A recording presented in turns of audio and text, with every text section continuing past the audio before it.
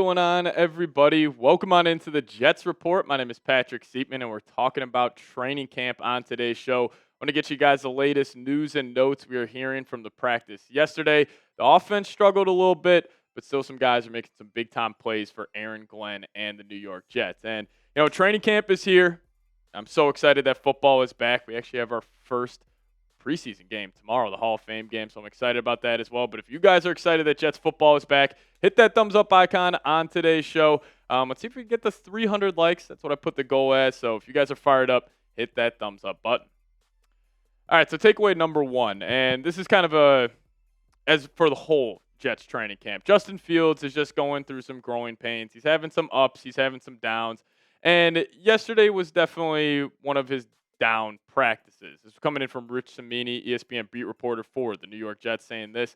It was a struggle for the Justin Fields-led offense, which committed 2 penalties, had 2 drops, tight end Mason Taylor, and wide receiver Arian Smith, and managed little on the ground in a run-heavy day. The offensive line was controlled at the point of attack. Fields took a couple of sacks because he held onto the ball too long, an issue that has plagued him in the past. His ball placement was suspect. On the drops, his ball was behind Taylor and Smith. Now, we know that Justin Fields holding on to the ball too long is definitely an Achilles heel for his game. And, this guy's a dynamic athlete. We all know that. And also in these training camp settings, it's kind of tough to feel an athletic quarterback because, these guys aren't hitting the QB. You can't really see his athleticism on display too much. But again, this was one of his down days. Like Tuesday was his worst day so far, but he also showed a lot of promise in previous practices. Like he had a practice last week, 2-minute drill, led the offense right up and down the field, was able to put the ball in the end zone. So, this is just him getting accustomed to the Tanner Engstrand offense. We knew there was going to be growing pains, but hopefully once we get to late October, early November, that's really when we see this offense hit the full stride. And, listen, the running game, a lot of that has to do with chemistry, continuity amongst offensive linemen, and just running backs, getting accustomed to the scheme. And so I think there will be some struggles early on, but just be patient. There's a whole new offense, whole new regime, and a whole new quarterback at the helm. So Justin Fields, shaky day yesterday, but not too concerned about that. Now, takeaway number 2 here, the wide receiver 3 battle. It is completely heating up. Now, I think you can obviously lock in Garrett Wilson to be that true X, wide receiver 1, and then Josh Reynolds to be the wide receiver 2 for majority of the year. But at wide receiver 3 battle, we originally thought it was going to be Allen Lazard running away with this competition, but he has had a slow camp. Like, if you look, on Jets Twitter and you're trying to find any clips of Lazard making plays, it is very rare to find. But he did have a splash play in a 2-minute situation yesterday. He caught a big-time pass over the middle of the field. And I think as it stands right now, this is a 3-man competition between Allen Lazard, Arian Smith, and Tyler Johnson. Now, I think all 3 of these guys offer, different aspects to the offense. Where obviously Lazard, being that veteran, he understands the offense. He's going to be at the right spot at the right time. Now, drops have been an issue for him. And I also have questions if Lazard can still continue to separate at a high enough level at the tail half of his career. And then you obviously got the burner in Arian Smith. I'm assuming he'll get a lot of run during the season, just being that gadget guy, take the top off the defense. But this is my guy right here, Tyler Johnson. Do not sleep on him. He's a great possession receiver. He understands the game very well, and he's also hitting his athletic prime. And Aaron Glenn was showing him a lot of love, saying this after practice, saying he understood exactly where to sit in zone and how to create leverage in man. So it may not be the fastest or the quickest guy, but sometimes when you're as smart as he is, you can create things that guys with all that speed and agility can't, because he understands leverage. He understands how to sit in zone. So once we got the chance to sign him, it was a no-brainer for us. And if I'm being honest, I can't see a situation where Allen Lazard is the wide receiver 3 for the whole season. I think it's going to be more of a by-committee look. Or maybe some games you're going against a defense that may be susceptible to the deep pass. Maybe we'll see a little Arian Smith in there.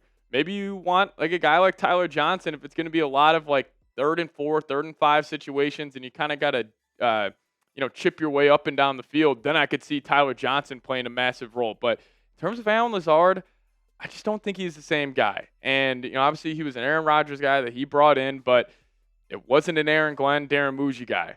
Tyler Johnson, Arian Smith, those were those guys. So I can see at some point this season we're looking up in Allen Lazard as maybe wide receiver 5 on this depth chart. But let's keep it on offense here.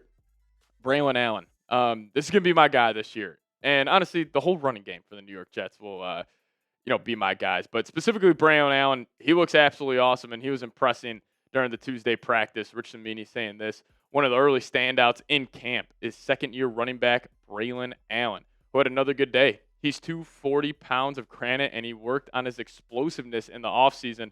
The coaches love his unselfish attitude and willingness to play special teams. Now, we showed that quote recently where Braelon Allen was like, hey, you could line me up at linebacker, fullback, special teams. It does not matter. But we also saw his explosiveness on a couple of training camp clips recently where he would just hit the line of scrimmage, burst through it, and he's running down the sideline, and he's making plays. And I still think Breece Hall will be the lead back, at least get the most yards out of this running back room. But I think it's going to be closer than we think. Like, I would not be shocked if both these guys run for like 800 yards a pop. Keep them both healthy because there's really only a couple running backs in the NFL now that are true workhorses. Like, it's Derrick Henry, Saquon Barkley, Josh Jacobs, like McCaffrey probably this year. But besides that, there's not really too many workhorse guys. So I like them going the running back by committee approach. It just keeps these guys healthy. And, hey, you got two good football players at the running back position. Get them the football a lot. So I can see Braelon Allen having an awesome year. But I'll ask you guys, who have more yards? You going Braelon Allen or you going Breece Hall? I think for sure Braelon Allen will find the end zone more since he'll probably be the goal line back, just that physical thumping running back that can just fall forward into the end zone. But you guys let me know. More yards, Braelon Allen or Breece Hall. Now we'll get to more takeaways here in a second. But before we do so, if you guys want to get some more New York Jets merch in your life, get this hoodie today. Head over to chatsports.com/Jets hoodies. These are on sale right now. Love the cutoff look here. I think this thing would look fresh watching the New York Jets on game day. So if you guys want to get one, check it out. Hit that link in the comment section and description of today's show, chatsports.com/Jets hoodies. Now, we're actually going to talk about a UDFA here. A defensive tackle is apparently turning heads. Now, as we know, Jets need a guy to step up next to Quinnen Williams. And this UDFA out of Clemson, Payton Paige, is apparently having a massive, massive training camp. This was Nick Faria coming in yesterday, or a couple days ago, talking about Payton Paige, saying he's having a fantastic practice, has blown up multiple runs, and even drew a holding call. So for UDFA, that's great news, especially with the Jets having a need at that position. But more on Paige here. He's 6'3", 300 pounds, so a big body defensive tackle. He was at Clemson. Now, the first 3 years of his collegiate career did not play a whole lot. A lot of that had to do with Clemson just having stacked defensive lines. But in his final year, he played pretty well. Overall PFF grade, 73.5. Run defense, 74.5. Pass rush, 67.9.